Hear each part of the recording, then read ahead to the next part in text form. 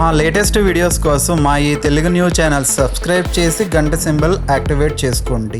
రేపే మొదటి కార్తీక గురువారం రాత్రి 8 గంటలకు పసుపు నీళ్లతో ఇలా చేయండి చాలు. రాత్రికి రాత్రే కోట్లు వచ్చి పడతాయి. మీకు ఉండే కష్టాలన్నీ కూడా పోతాయి. రాత్రికి రాత్రే మీ జాతకం మారిపోతుంది. గురువారం రోజు పసుపు నీళ్లతో ఇలా చేస్తే మీ సుడి తిరిగి పట్టిందల్లా బంగారం అవుతుంది. మీ ఇంట్లోకి ధనం వస్తూనే ఉంటుంది. ధనం దూసుకు వస్తుంది. రాత్రికి రాత్రే మీ జాతకం కూడా మారిపోతుంది. గురుగ్రహ బలం పెరుగుతుంది. గ్రహబలం బాగుంటుంది. కాబట్టి అందరూ కూడా ఈ గురువారం పూట పసుపు నీళ్లతో ఈ పరిహారం చేయండి. పసుపును నీటిలో కలిపితే పసుపు నీళ్లు రెడీ అయిపోతాయి. ఆ పసుపు నీళ్లతో ఈ పరిహారం చేసుకుంటే ఆర్థిక సమస్యలు పోతాయి. ధన సమస్యలు పోతాయి. మీరు కోరినంత ధనం వస్తుంది. లక్ష్మీదేవి అనుగ్రహంతో సకల ఐశ్వర్యాలు సిద్ధిస్తాయి. ఎందుకంటే పసుపు అనేది పరమ పవిత్రమైనది, శుద్ధి కలిగినది, శుభాలను కలిగిస్తుంది. అంతేకాదు పసుపుకు మన కష్టాలను తొలగించే అద్భుత శక్తులు కూడా ఉంటాయి. మన జీవితాన్ని మార్చేసే విపరీత శక్తులు ఉన్నాయి.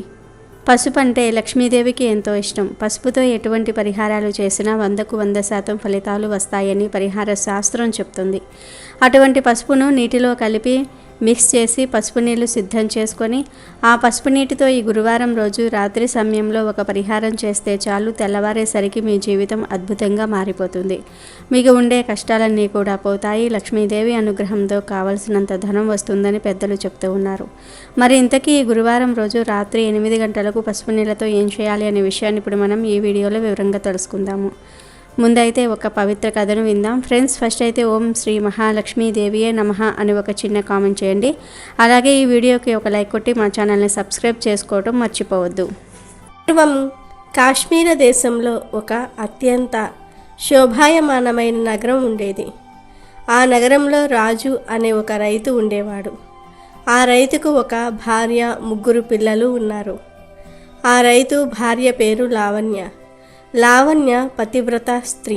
ఆమె ఎప్పుడూ కూడా తన భర్తను చాలా ప్రేమగా చూసుకుంటూ ఉండేది. ఇంట్లో అందరినీ కూడా చాలా బాగా చూసుకుంటూ ఉండేది. కానీ లావణ్యకు ఒక అవలక్షణం ఉంది. అదేమిటి అంటే ఆమె చాలా పిసినారిది. ₹1 ఖర్చు పెట్టాలి అంటే 100 సార్లు ఆలోచించేది. ఇంట్లో ఒక్క బియ్యపు గింజను కూడా బయటకు పోనిచ్చేది కాదు. కానీ ఆమెకు లక్ష్మీదేవి మీద భక్తి ఎక్కువ. ఆమె ఇంటిని ఎప్పుడూ కూడా శుభ్రంగా ఉంచుకునేది. శుక్రవారం వస్తే చాలు వాకిలిని శుభ్రం చేసి రంగవల్లికలను వేయటము, తులసి కోటకు నీటిని పోయటము, తులసికి పూజలు చేయటము, ఇంట్లో లక్ష్మీదేవికి పూజలు చేసుకోవటము, ఇలా శాస్త్రాల్లో చెప్పిన నియమాలన్నిటినీ కూడా పాటిస్తూ ఉండేది. తను ఎప్పుడూ కూడా ఆలస్యంగా నిద్ర లేచేది కాదు. లావణ్య బ్రహ్మ ముహూర్త కాలంలోనే నిద్రలేచి ఇంటి పనులను కూడా చేసుకుని సూర్యోదయానికన్నా ముందే ఇంట్లో దీపాన్ని వెలిగించేది. ఈ గుణవంతురాలైన స్త్రీ లోపల ఉన్న ఒకే ఒక్క లోటు ఏమిటి అంటే తన పిసినారితనము. లావణ్య తన ఇంట్లో ఉన్న ఒక్క బియ్యపు గింజను కూడా ఎప్పుడూ ఎవరికీ ఇచ్చేది కాదు. తన గుమ్మంలోనికి వచ్చిన యాచకులకు కూడా ముద్ద అన్నం కూడా వేసేది కాదు. ఆమెకు దానం చేయడానికి చేతులు వచ్చేవి కాదు. ఎదుటి వాళ్లకు అన్నాన్ని పెట్టి అన్నాన్ని వృధా చేయకూడదు. ఈ బియ్యం మనకే భవిష్యత్తులో పనికొస్తాయని లావణ్య అనుకునేది.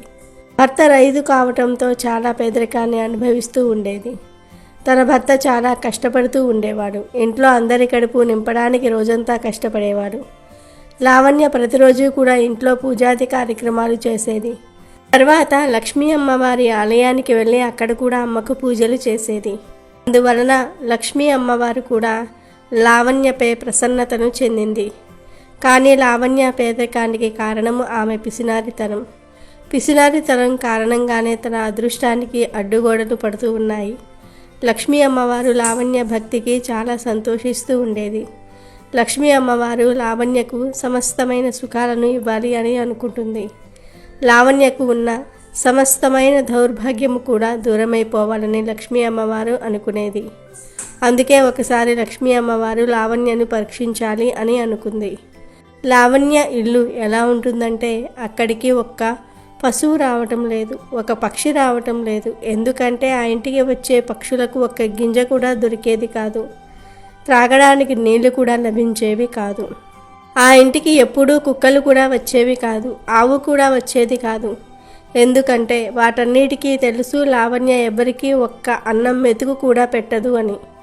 అలా ఒకరోజు ఒక పిచ్చుక లావణ్య ఇంటికి వచ్చి 4 వైపులా కూడా తిరుగుతూ ఉంటుంది. ఒక బియ్యపు గింజ అయినా తనకు కనిపిస్తుందేమో అని ఆ పిచ్చుక ఎంత వెతికినప్పటికీ కూడా తనకు ఒక బియ్యపు గింజ కూడా ఇంటి చుట్టుప్రక్కల కనిపించలేదు. దాంతో ఆ పిచ్చుక చాలా ఆశ్చర్యపోయింది.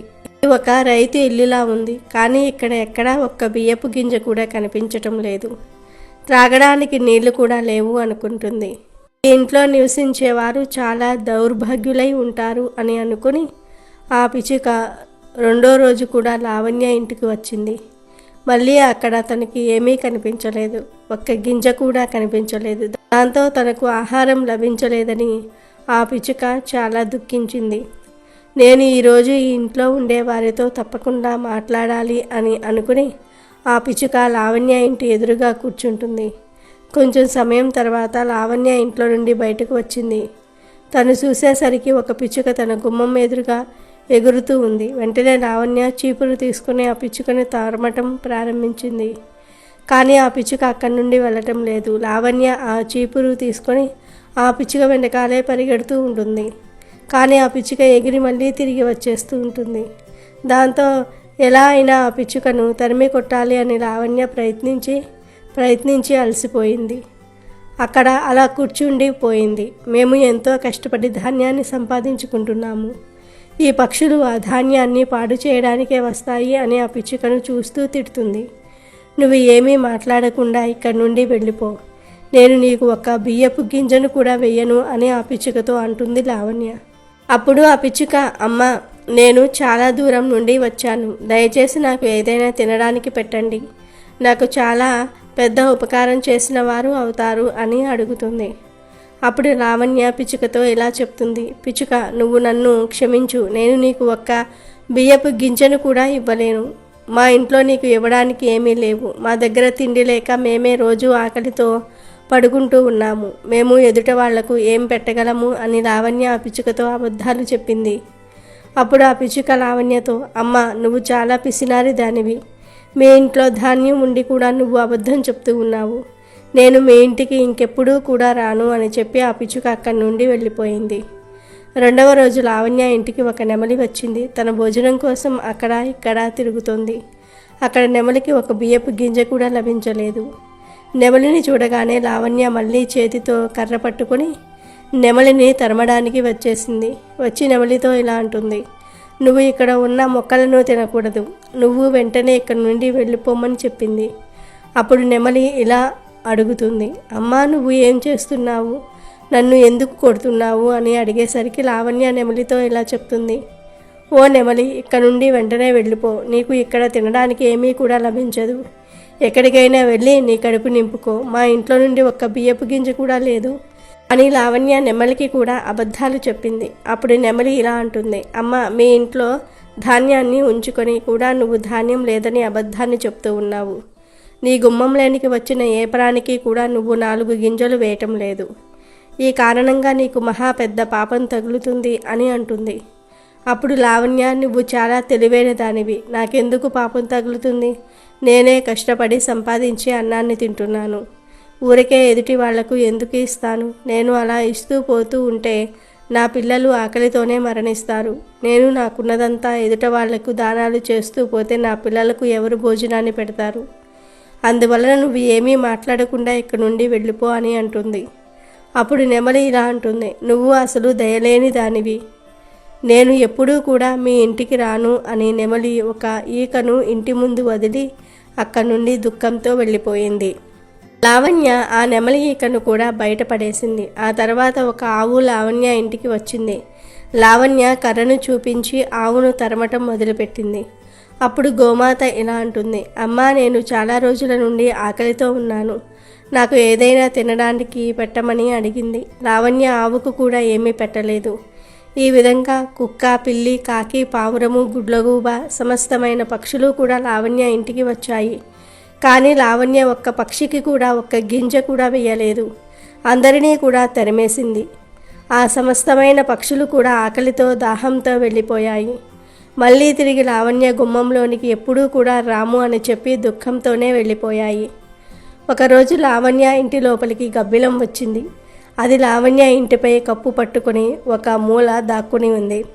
లావణ్య ఆ గబ్బిలాన్ని గమనించలేదు. ఆ గబ్బిలం ఏమీ శబ్దం చేయటం లేదు. ఆపై కప్పును పట్టుకుని అక్కడే ఊగుతుంది. రెండవ రోజు రాజుగారి సిపాయిలు అనుకోకుండా లావణ్య ఇంటికి వచ్చారు. లావణ్య భర్త దొంగతనం చేశాడు అని చెప్పి రాజును తీసుకొని వెళ్ళిపోయారు. దాంతో లావణ్య చాలా దుఃఖంలో ఉంది, ఏడుస్తూ ఉంది. తర్వాత లావణ్య లక్ష్మీ అమ్మవారి ఆలయానికి వెళ్ళింది. అమ్మ ఎదురుగా కూర్చొని ఏడుస్తూ ఇలా చెప్తుంది, అమ్మా, నేను ఏం పాపం చేశాను? నేను ఇంత దుఃఖభరితమైన రోజులను చూస్తూ ఉన్నాను. నా భర్త నిర్దోషి అయినా కూడా రాజభటులు నా భర్తపై దొంగ అనే నేరాన్ని మోపి నా భర్తని తీసుకుని వెళ్ళిపోయారు. అమ్మా, నన్ను క్షమించు అని వేడుకుంటుంది. అప్పుడు లక్ష్మీ అమ్మవారు లావణ్య ముందు ప్రత్యక్షమై ఇలా చెప్తుంది, నువ్వు శోధించకు, ఇదంతా కూడా నువ్వు చేసిన కర్మలకు ఫలితమే. ఈ దౌర్భాగ్యాన్ని దూరం చేయడం కోసం మీ ఇంటికి పశుపక్షులను పంపించాను, కానీ నువ్వు అవమానించి వాటిని గుమ్మంలో నుండే పంపించి వేశావు. ఒక్క బియ్యపు గింజ కూడా వాటికి వేయలేదు. ఆ కారణంగానే సమస్తమైన పశుపక్షులు కూడా నిరాశ చెంది దుఃఖంతో తిరిగి వెళ్ళిపోయాయి. అన్నిటికన్నా ముందు మీ గుమ్మంలోనికి పిచ్చుక వచ్చింది. పిచ్చుక ఇంట్లోకి రావటము అంటే సుఖ సమృద్ధులకు సూచిక. ఏ ఇంట్లో అయితే పిచ్చుకలు తమ గూడును పెట్టుకుంటూ ఉంటాయో ఆ ఇంట్లో ఎప్పుడూ కూడా ఆనందము, సుఖ సంతోషాలు ఉంటాయి. ఆ ఇంటి వాతావరణము సంతోషంగా ఉంటుంది. పిచ్చుకలు సాదాసీదాగా ఉండే పక్షులు. ఎవరి ఇంట్లోనికి కూడా వెళ్ళవు. పిచ్చుక ఎప్పుడైతే ఎవరి ఇంట్లోకైనా ఎటువంటి భయము కూడా లేకుండా వెళ్తుందో ఆ ఇంట్లో ధన సంపత్తుల యొక్క ఆగమనం అనేది జరుగుతుంది. అందువలన ఇంట్లోకి పిచ్చుక వచ్చింది అంటే దానికి ఆహారాన్ని వేయాలి, దానికి నీటిని పెట్టాలి. నేను మీ ఇంట్లో ఉన్న దౌర్భాగ్యాన్ని మొత్తము దూరం చేయటం కోసమే ఆ పిచ్చుకను మీ ఇంటికి పంపించాను. కానీ నువ్వు మీ ఇంటికి వచ్చిన పిచ్చుకను తరిమి కొట్టావు. మీ ఇంటికి వచ్చిన లక్ష్మిని స్వయంగా నువ్వే పంపించి వేశావు. ఆ తర్వాత మీ ఇంటికి నెమలి వచ్చింది. నువ్వు నెమలిని కూడా పంపించేశావు. నెమలి ఒక పవిత్రమైన పక్షి. నెమలి సరస్వతీదేవి యొక్క వాహనము. నెమలి ఇంటికి రావటము చాలా చాలా శుభ సంకేతము. నెమలి ఇంటికి వచ్చింది అంటే ఆ ఇంట్లో ఉన్న మనుషులకు బుద్ధి ఇంకా జ్ఞానము ప్రాప్తిస్తాయి. ఆ ఇంట్లో నివసించే వారికి వికాసం కలుగుతుంది. మీ గుమ్మంలోనికి వచ్చిన నెమలికి నువ్వు ఎటువంటి ఆహారాన్ని పెట్టలేదు. నెమలిని కూడా ఇంటి నుండి తరిమి కొట్టావు. మీ ఇంటి ముందు నెమలి ఒక ఈకను వేసి వెళ్ళిపోయింది. నెమలి ఈకను ఇంట్లో ఉంచుకోవటం వలన ఆ ఇంట్లో ఉన్నతి అన్నది జరుగుతూ ఉంటుంది. నువ్వు ఆ నెమలి ఈకను కూడా పడేశావు. నేను నీకు మంచి జరగటం కోసమే నెమలిని పంపించాను. నువ్వు ఆ నెమలిని కూడా అవమానించావు. నేను మీ ఇంటికి సాక్షాత్తు కామధేనువు ఆవును పంపించాను.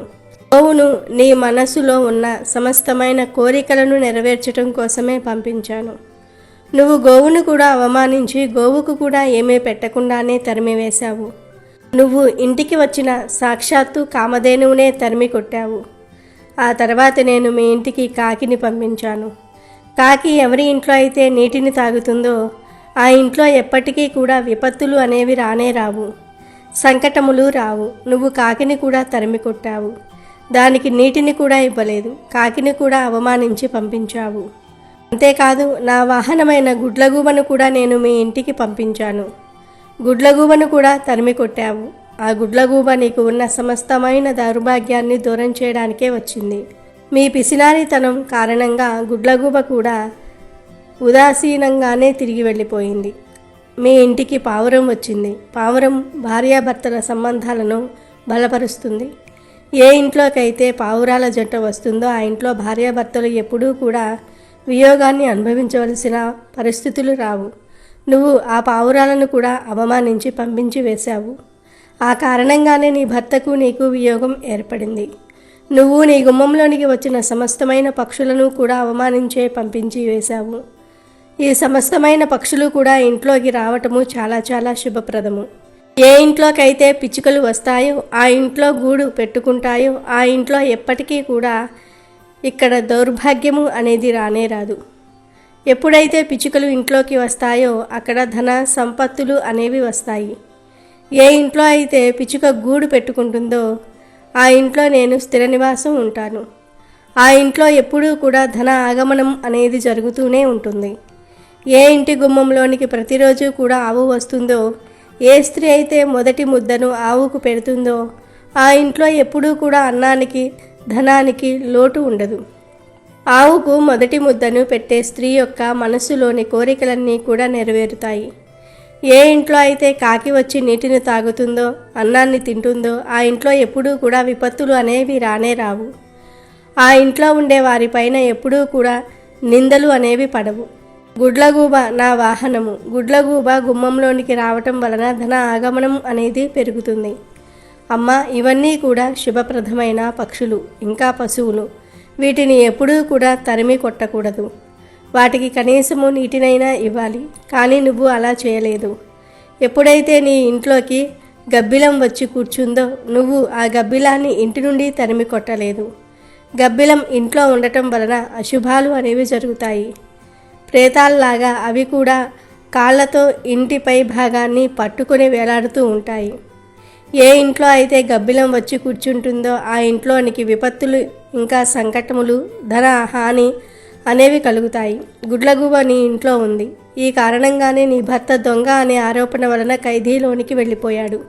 లావణ్య, నేను చాలాసార్లు నీకు సహాయం చేయడానికి ప్రయత్నాన్ని చేశాను. నేను చాలాసార్లు మీ ఇంట్లోకి ప్రవేశించడానికి ప్రయత్నాన్ని చేశాను. నువ్వు ప్రతిసారి కూడా ఇంట్లో నుంచి నన్ను పంపించి వేశావు. ఆ కారణంగానే నీ పైన ఈ విపత్తు వచ్చి పడింది అని లక్ష్మీ అమ్మవారు లావణ్యతో చెప్పింది.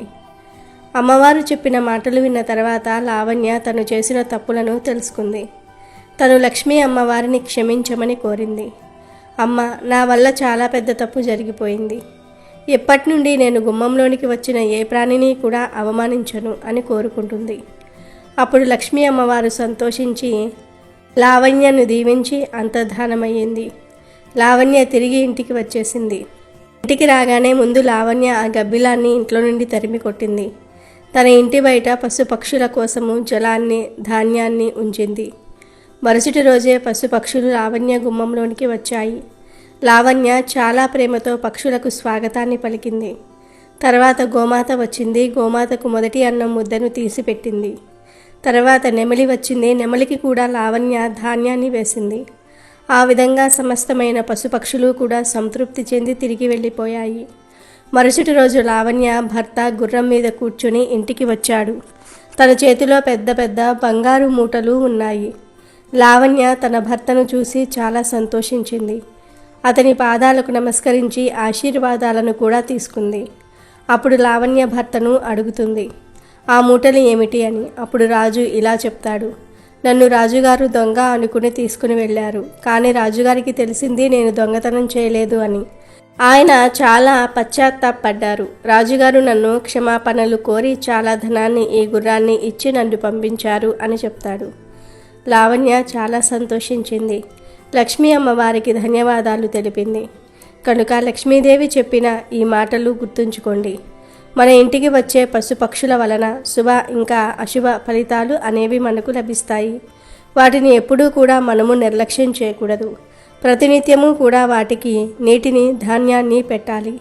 అలా పెడితే లక్ష్మీ అమ్మవారి కృప అనేది మీకు తప్పకుండా లభిస్తుంది. ఇక వీడియోలోకి వస్తే, ఎవరైతే ధన సమస్యలతో బాధపడుతూ ఉంటారో, ధన సంపాదన పెరగాలని కోరుకుంటూ ఉంటారో, ధనం బాగా కలిసి రావాలని అనుకుంటూ ఉంటారో వారు చక్కగా గురువారం రోజు రాత్రి ఎగ్జాక్ట్గా 8 గంటలకు ఒక గ్లాసును తీసుకోండి. అంటే గాజు గ్లాసు కానీ స్టీల్ గ్లాసు కానీ తీసుకొని దానిలో స్వచ్ఛమైన నీటిని పోయండి. ఆ నీటిలో 1 టీ స్పూన్ పసుపు వేసి మిక్స్ చేయండి. అలా మిక్స్ చేస్తే పసుపు నీళ్ళు రెడీ అయిపోతాయి కదా. ఈ పసుపు నీటిలో చిన్న దాల్చిన చెక్క ముక్కను తీసుకొని పొడిలాగా చేసి ఆ పొడిని కూడా వేయండి. ఎందుకంటే ఈ దాల్చిన చెక్క ధన సమస్యలను తొలగించడానికి బాగా ఉపయోగపడుతుంది. దాల్చిన చెక్క ఐశ్వర్యాన్ని ఆకర్షిస్తుంది, చెడును తీసేస్తుంది, సమస్యలను తొలగించేస్తుంది. కనుక దాల్చిన చెక్క పొడిని వేయండి. ఆ తర్వాత ఈ పసుపు నీళ్ళతోనే 1/2 స్పూన్ అంతా గల్లుప్పు కూడా వేయండి.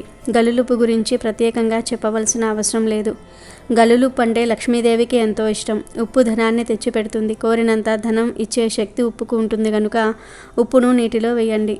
చివర్లో ఒక బిర్యానీ ఆకును కూడా తీసుకొని ఆ ఆకును ముక్కలుగా చేసేసి నీటిలో వేసేయండి. ఒకవేళ మీ దగ్గర బిర్యానీ ఆకు లేకపోతే ఒక 2 తులసి ఆకులను పసుపు నీళ్ళలో వేయండి. తర్వాత ఈ పసుపు నీటిని మీ కుడి చేత్తో పట్టుకొని మీ ఇల్లంతా ఒక్కసారి తిరగండి. బాత్రూమ్ తప్పించి అన్ని గదుల్లో తిరిగేసి ఆఖరిలో ఈ గ్లాసును తీసుకుని వెళ్ళి కిచెన్లో ఏదైనా ఒక మూలన పెట్టి వదిలివేయండి.